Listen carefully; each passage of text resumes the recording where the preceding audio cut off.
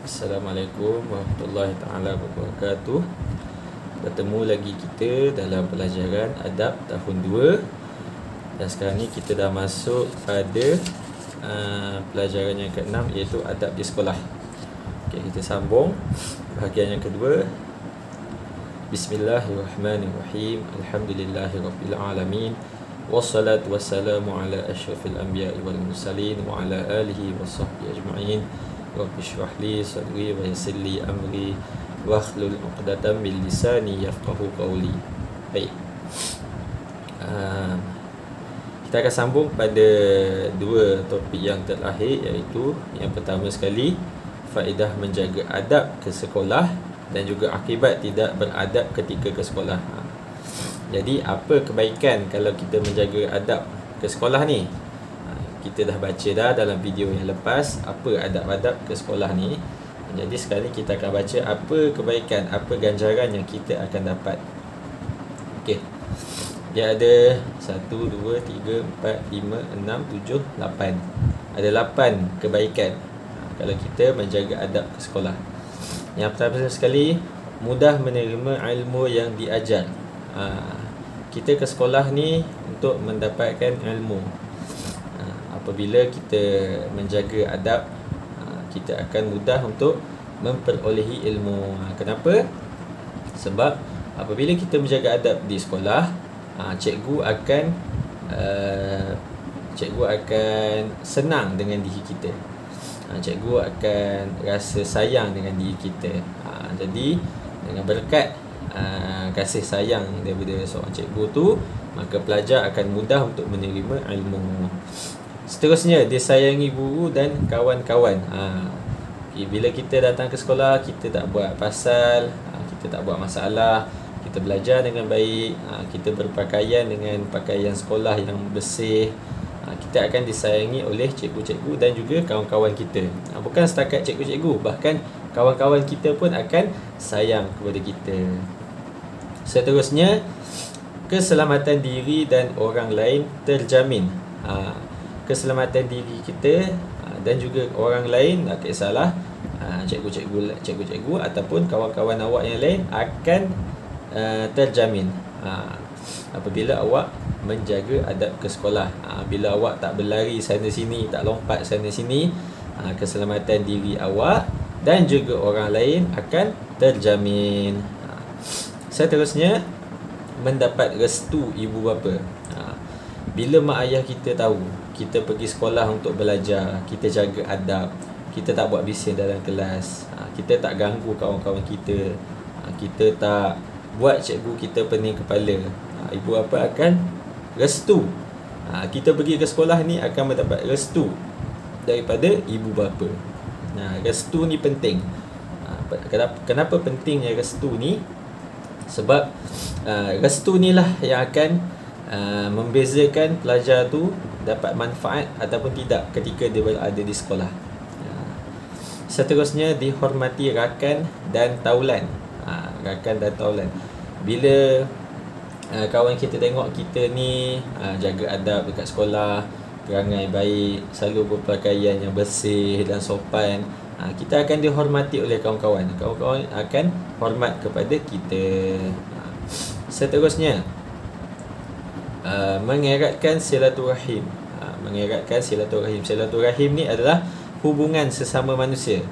Hubungan sesama manusia. Mengeratkan silaturahim ni akan apa faedah dia?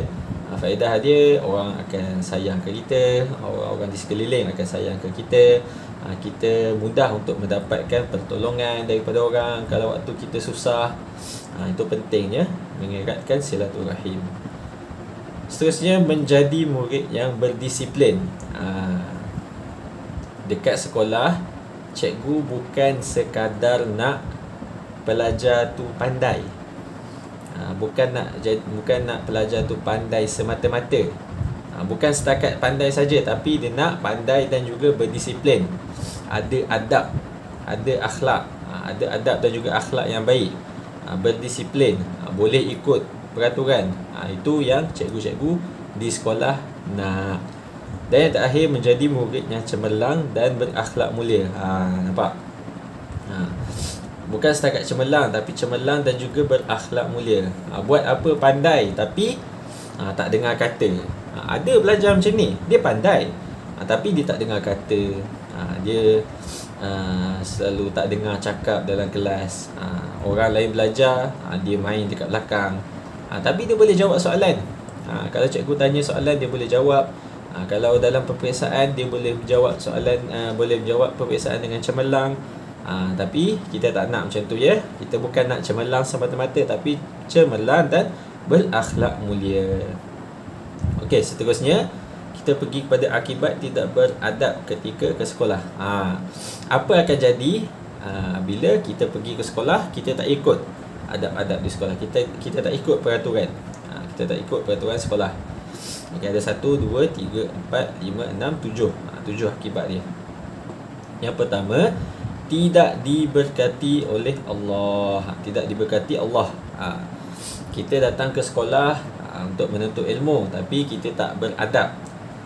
Sebab ilmu ni benda yang baik, benda yang akan membawa kita kepada kebaikan dan menjauhkan kita daripada keburukan. Tapi bila kita tak beradab dalam nak menuntut ilmu, tidak akan diberkati oleh Allah. Seterusnya, dikenakan tindakan disiplin. Tindakan disiplin akan dikenakan kepada pelajar yang tidak mengikut undang-undang sekolah dan tidak beradab dengan adab di sekolah. Sebagai contoh, pelajar kena bawa buku, tapi ada pelajar tu dia tak bawa buku. Buku dia tinggal dekat rumah. Pelajar ni akan dikenakan tindakan disiplin. Yang ketiga, ibu bapa sentiasa risau. Apabila kita ni dah terkenal dengan tak masuk kelas, selalu merayau dekat luar, lepas tu selalu kacau kawan-kawan, sampai cikgu pun dah bagi tahu banyak kali dekat mak ayah kita, bila kita pergi ke sekolah, mak ayah kita duduk kat rumah tu akan sentiasa risau. Apalah anak aku buat dekat sekolah ni, okey ke tak dia kacau orang ke tidak. Macam mana kalau dia main lompat-lompat tu terjatuh tangga ke apa ke. Benda ni akan menyebabkan ibu bapa kita di rumah risau dengan keadaan kita di sekolah. Dan apabila mak ayah kita risau, ini bukan satu benda yang bagus. Seterusnya, tidak disenangi rakan. Kita selalu kacau kawan kita, kita selalu buat bising. Mestilah kawan kita rasa tak selesa dengan kita, rasa annoying. Dalam kelas, kita bising. Bising, kalau bising jawab soalan tak apa, ini bising main. Kawan kita nak belajar, tapi kita bising. Kita akan tidak disenangi oleh kawan-kawan kita. Memutuskan silaturahim. Pergi ke sekolah, ambil barang orang. Pergi ke sekolah, dalam senyap-senyap ambil barang orang, ambil pensel orang ke, ambil pemadam orang ke. Tiba-tiba orang tu tahu kita ambil barang dia, sebab nampak pensel dia ada dalam bekas pensel kita. Mestilah lepas tu dia dah tak suka nak kawan dengan kita. Bila jadi macam tu, akan terputuslah silaturahim. Ini kita tak nak lah. Memutuskan silaturahim ni adalah perkara yang tidak baik. Jangan buat. Seterusnya, menyusahkan orang lain. Menyusahkan orang lain. Orang lain ni kawan-kawan, cikgu-cikgu, menyusahkan cikgu je kalau tidak beradab ni. Sebab cikgu nak kena bawa kamu masuk pejabat, jumpa dengan cikgu disiplin. Benda tu dah buang masa.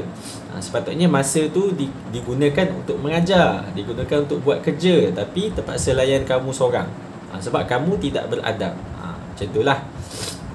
Seterusnya, yang terakhir, tidak disukai oleh guru-guru. Bila kita tak beradab, mestilah cikgu-cikgu kita tak suka kat kita. Sebab cikgu kita ni ditugaskan untuk mendidik kita. Tapi bila kita tidak beradab, cikgu-cikgu tak sukalah. Dan perkara ni kita tak nak lah. Datang sekolah, kita mesti suka cikgu dulu, barulah kita akan suka untuk datang sekolah. Macam tu je. Wallahu a'lam bissawab. Ini dia dua topik untuk dalam video hari ini, dan salin kedua-dua topik ni berserta dengan poin-poin dia. Nanti cikgu akan sertakan juga dengan latihan. Baik, wallahu a'lam bissawab. Sampai sini saja. Assalamualaikum warahmatullahi taala wabarakatuh.